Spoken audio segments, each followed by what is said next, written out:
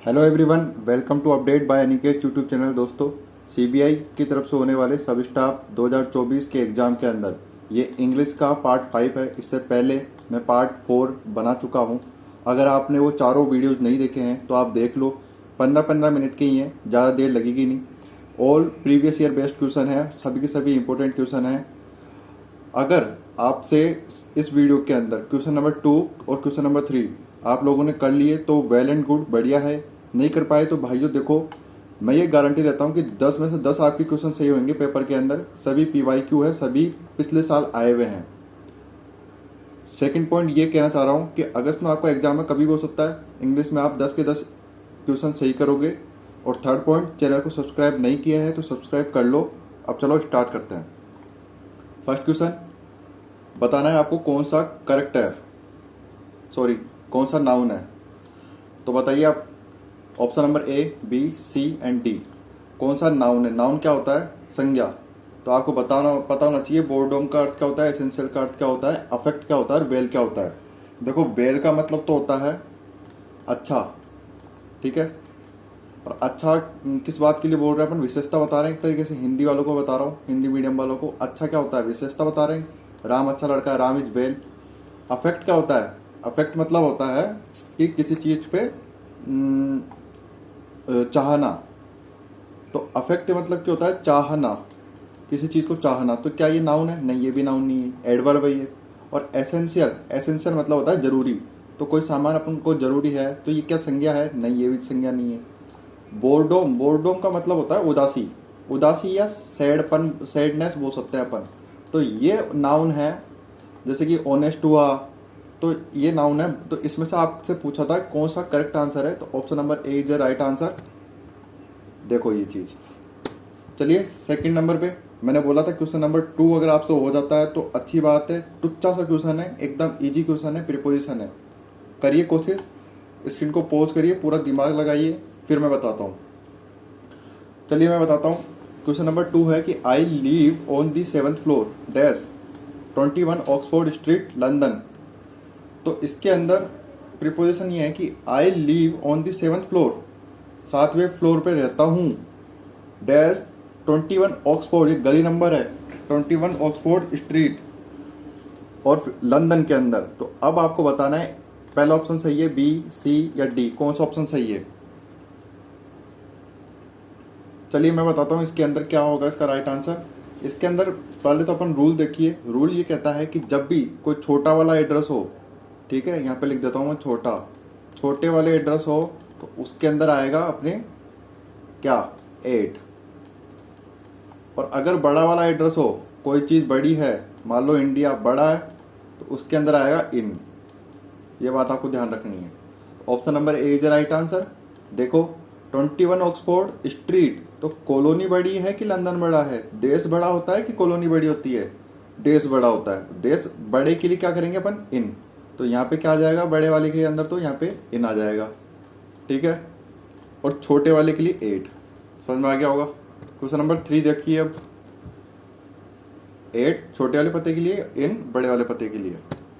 Question number 3, sentence बड़ा है तो घबराना नहीं है। चीज एकदम, रूल एकदम छोटा सा ही है, कोशिश करो और पता लगाओ। ये सारे के सारे मैं अपने घर पे तैयार नहीं कर रहा हूँ, ये पिछले साल आए हुए हैं और इस साल भी आएंगे आपके, जो भी आप लोग सब स्टाफ का एग्जाम दोगे। चलिए अब मैं बताता हूँ। क्वेश्चन नंबर 3 ये है कि वी सेल्डम और never help our friends even if they are guilty because everybody is guilty to some extent। अगर आपको लगता है पार्ट A में एरर है तो A, B में लगता है तो B, C में लगता है तो C ऑप्शन और D में लगता है तो D ऑप्शन। इस तरह से आपको चूज करना है। देखो दोबारा से पढ़ते हैं अपन। सेंटेंस करा कि वी सेल्डम और नेवर हेल्प आवर फ्रेंड्स, हम कभी कभी फ्रेंड्स की हेल्प कर देते हैं। इफ दे आर गिल्टी, अगर वह गिल्टी है, अगर वो दोषी है। क्योंकि, बिकॉज, क्योंकि, एवरीबडी इज गिल्टी, सभी गिल्टी होते हैं, टू सम एक्सटेंट, कभी कभी सभी दोषी होते हैं, इसलिए हम फ्रेंड्स की हेल्प नहीं करते हैं। नेवर आ रहा है यहाँ पे। तो देखो यही चीज तो गलत है। हम अपने फ्रेंड्स की हेल्प करते हैं तो यहाँ पे नेवर की जगह एवर आएगा, ठीक है। तो पार्ट ए के अंदर एरर है। क्या चीज़ मैंने समझाई, दोबारा से एक्सप्लेन कर देता हूँ। यहाँ पे देखो भाइयों, सेल्डम और नेवर यूज हो रहा है। यहाँ पे सेल्डम और नेवर की जगह सेल्डम इफ एवर यूज होगा। क्यों यूज होएगा यहाँ पे मैंने बता रखा है, एक्सप्लेन कर रखा है। यहाँ देखिए आप ये चीज को समझिए जो मैंने बॉक्स बनाया है। सेल्डम और नेवर का मतलब होता है नेगेटिव सेंटेंस, ना के बरोबर। तो इसका मतलब होता है ना के बरोबर, ठीक है। और सेल्डम इफ एवर का यूज होता है पॉजिटिव सेंटेंस के अंदर, और उसका अर्थ होता है कभी कभार। तो ये पॉजिटिव सेंटेंस ये हमें हेल्प कर रहे हैं, किसी की मदद कर रहे हैं तो। और कभी कभार इधर अर्थ निकल रहा है, इसलिए हम पार्ट ए के अंदर एरर मानते हैं। और इस चीज को नोट कर लो अच्छे से, ये चीज कोई नहीं समझाएगा बार बार। चलिए क्वेश्चन नंबर 4 कमेंट करके बताना कि किसने क्वेश्चन नंबर 2 और किसने क्वेश्चन नंबर 3 किया है। पार्ट 4 ये कह रहा है कि Ajay is dash than Mayank and Dhruv. Option is very easy, tall, taller, tallest, या फिर कुछ भी नहीं। कोशिश करिए। क्या Ajay is tall than Mayank and Dhruv क्या सेंटेंस बन रहा है? खुद ही देखिए एक बार। Ajay is taller than Mayank and Dhruv, क्या ये ऑप्शन भी सटीक बैठ रहा है? Ajay is tallest than Mayank and Dhruv, नहीं। देखो एक तो होता है अपन सेंटेंस पढ़ते हैं ना तभी पता लग जाता है कई बार, और कई बार होता है रूल से। तो देखो इसके अंदर दोनों चीज ही है, मैं रूल भी बताऊंगा और वैसे ही बताऊंगा। अगर मेरे से कोई पूछेगा तो इसके अंदर option B is right answer. आप में से भी कई जने बता दिए होंगे। अब रूल्स पे आ जाओ।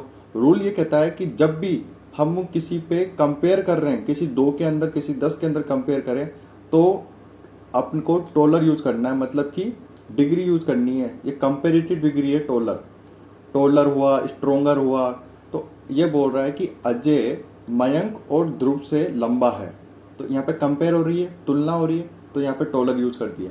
अगर समझने वाली बात यह है कि टोल कब यूज होएगा, जब अपन ये कहें कि अजय लंबा है, सिर्फ सिंपल सेंटेंस है कि अजय लंबा है, तब टोल यूज करेंगे अपन। दूसरी बात, टोलेस्ट कब यूज करेंगे? टोलेस्ट जब यूज करेंगे जब कोई समूह है, यहाँ पे खूब सारे लड़के हैं या लड़कियां भी हैं, तो मैं बोलूंगा कि इन सब ग्रुप में से अजय लंबा है। तो अजय सबसे लंबा है, इसको कैसे बोलूंगा मैं? Ajay is tallest. Ajay is tallest. समझ आ गया तीनों चीज का मतलब? एक सेंटेंस है, मैंने 3 चीजें 3 रूल बता दिए आपको। अब देख लो आप।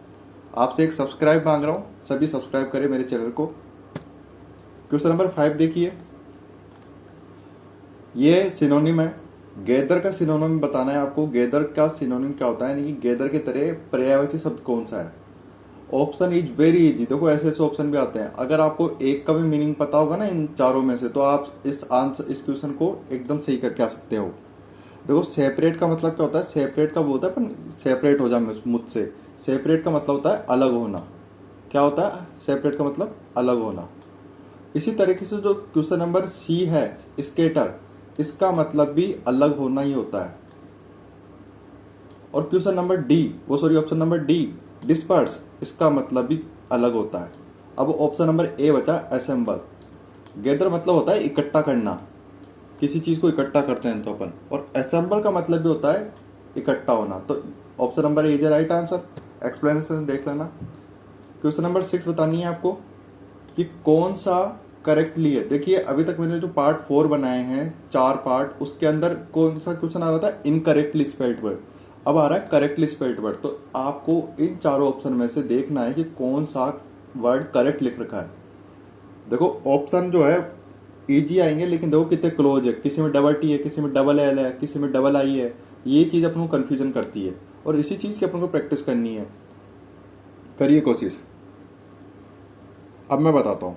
इसके अंदर BATTALION, बटालियन। बटालियन क्या होती है? जो अपने आर्मी के अंदर होती है, उसके अंदर बटालियन ही तो होती है। इसका राइट आंसर क्वेश्चन नंबर 6 का हो जाएगा, क्वेश्चन नंबर ए। ये इधर सही से लिख रखा है, ढंग से लिख रखा है एकदम। ये नहीं होएगा, ऑप्शन नंबर बी नहीं होएगा, ऑप्शन नंबर सी भी नहीं होएगा। ये भी गलत है, ये भी गलत है, और ये भी गलत है। ठीक है, चलिए अब चलते हैं क्वेश्चन नंबर 7 पे। इससे I want dash slip, filling the blanks है, इसमें बताना है option number A, B, C या डी। देखिए आई वांट पढ़ के देख लिया करो आप। अगर आपको लगता है कि मेरे को ये नहीं आ रहा, तो एक बार पढ़ो सेंटेंस को पूरा, और ऑप्शन आ जाएगा अपने आप आपके सामने। I want on sleep, I want and sleep, I want to sleep, या I want upon sleep. Option number A और बी तो बिल्कुल ही नहीं आने, ये तो आपको खुद को पता लग गया होगा, लग रहा होगा सी और डी के अंदर कि यार आई वांट अपॉन स्लिप या आई वांट टू स्लिप। इसका भी सीधा सीधा ही है, आई वांट टू स्लिप। एकदम ईजी था, आगे बढ़ो। क्वेश्चन नंबर 8, चलिए करो कोशिश। ए एन द आर्टिकल से है, एकदम इजी क्वेश्चन है। पार्ट 4 के अंदर भी मैंने ये बताया था और इसके अंदर भी फिर से बता रहा हूँ, एकदम इजी क्वेश्चन आएंगे आपके। IBPS आपके एग्जाम कंडक्ट करा रहा है, लेकिन क्लर्क का नहीं करा रहा, ना ही PO को करा रहा है, तो एग्जाम एकदम इजी आएंगे। आप मेरे इस इंपॉर्टेंट सीरीज को कर लो बस आप तो। Hariprasad Chaurasia played dash flute at the Republic day ceremony. गणतंत्र दिवस के दिन हरिप्रसाद चौरसिया जी ने बांसुरी बजाई थी। तो हरिप्रसाद चौरसिया एक फेमस फ्लूट बांसुरी वादक है। तो अब आपको बताना है ए आएगा, दा आएगा, एन आएगा या कुछ भी नहीं आएगा। बताइए, कोशिश करिए। देखिए, जब भी रूल ये कहता है कि फ्लूट, फ्लूट क्या है, बांसुरी है, तो जब भी वाद्य यंत्र या म्यूजिकल इंस्ट्रूमेंट है उससे पहले दा यूज करेंगे अपन। क्या यूज करेंगे? दा। संगीत वाद्य यंत्र के साथ दा का प्रयोग किया जा सकता है। क्वेश्चन नंबर 9 पढ़िए, करिए कोशिश।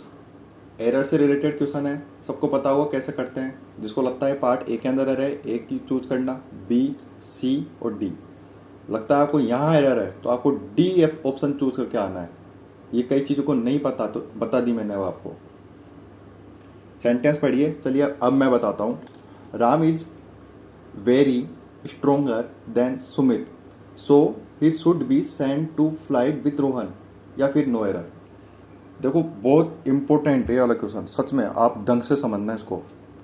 Ram is very stronger, Ram बहुत स्ट्रोंग है, than Sumit, so he should be send to flight with Rohan. अभी अभी अपन ने पिछला क्वेश्चन करके आए थे, देखना आप कौन सा क्वेश्चन था। उसके अंदर मैंने बताया था कि जब भी तुलना करनी हो किसी दो आदमियों के अंदर या किसी में कंपेयर करना हो तो कंपेरेटिव डिग्री यूज करेंगे, स्ट्रोंगर। तो यहाँ पे कंपेयर हो रहा है, राम सुमित से स्ट्रोंग है, तो ये तो सही है, स्ट्रोंगर।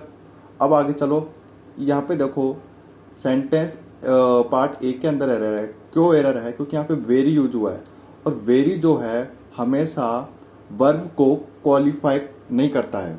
यहाँ पे वर्ब को क्वालिफाई करवाना है अपन को, इसलिए यहाँ पे वेरी की जगह मच यूज होएगा। समझ में आया? दोबारा से समझा देता हूँ। देखो, यहाँ पे वेरी अगर यूज करते हैं तो ये वेरी जो है स्ट्रोंग को क्वालिफाइड नहीं कर रहा है।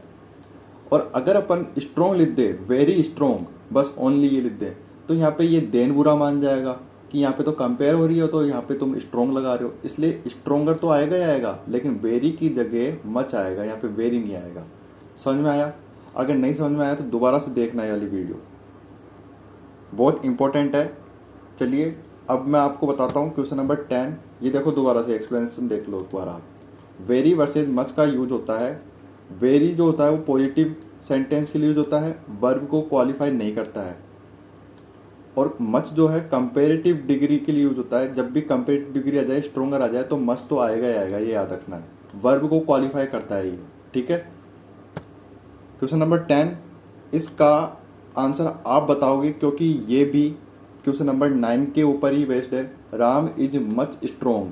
अब देखो, यहाँ पे मच आ रहा है, अब आपको बताना है किस पार्ट में एरर है और मच के जगह क्या यूज होएगा। अगर आपको नहीं समझ में आता है तो याला क्वेश्चन नंबर 9 की एक्सप्लेनेशन दोबारा देखना और क्वेश्चन नंबर 10 का कमेंट करके बताना। पिछले वीडियो के अंदर कमेंट किया था जगदीश प्रसाद ने, जिसका मैंने नाम बता दिया है अब आपको, तो आप भी कमेंट करना। चलिए दोस्तों, अगर आपने इस चैनल को सब्सक्राइब नहीं किया है तो सब्सक्राइब जरूर करना। देखो, मैं आपसे एक सब्सक्राइब ही मांग रहा हूँ, आप सभी सब्सक्राइब करेंगे तो मेरा मनोबल बढ़ता है, और अगर आप कमेंट करते हैं तो मेरे को मोटिवेशन मिलता है ऐसी और वीडियोस लाने का। इससे पहले मैं खूब वैकेंसीज़ के बारे में बता रखा हूँ, और यहाँ पे देखो मैं खूब इनके बारे में डिटेल सर्च करता हूँ, फिर वहाँ से उठा के आपको यहाँ पे क्वेश्चन करवाता हूँ।